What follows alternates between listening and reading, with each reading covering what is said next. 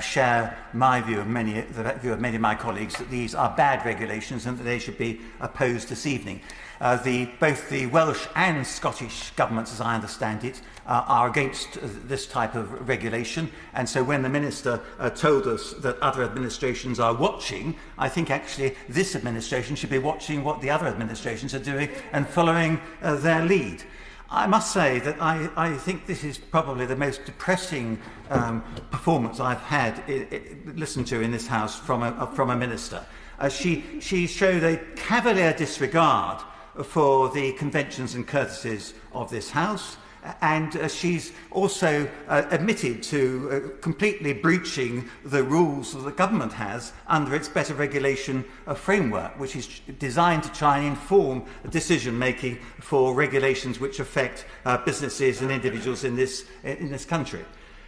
When criticised, the response, I think, Madam Deputy Speaker, is best described as dumb insolence, and that's just not good enough. These regulations were laid on the 22nd of June.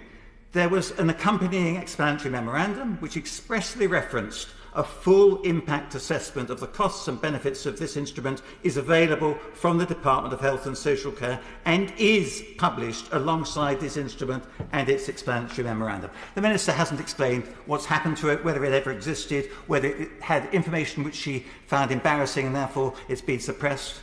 But, Madam Deputy Speaker, an impact assessment is not an optional extra. As the Secondary Legislation Scrutiny Committee has made clear in its report of the 6th of July, an impact assessment is a fundamental tool for those who wish to scrutinise legislation before nodding it through. And indeed, an impact assessment should be cleared by the Minister before the proposals are brought forward.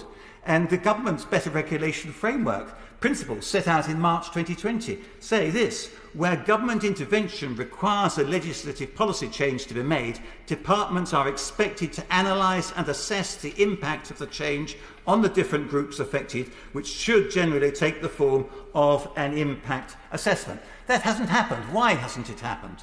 My constituents are absolutely livid about what's being proposed, and I won't quote extensively from a letter I have from Mr Davis from Ferndown, but he says it's completely wrong and unethical and it makes no sense. An NHS consultant in Christchurch says mandatory vaccination would be a crossing the Rubicon on medical choice, medical confidentiality and bodily autonomy, vital elements of the right to privacy.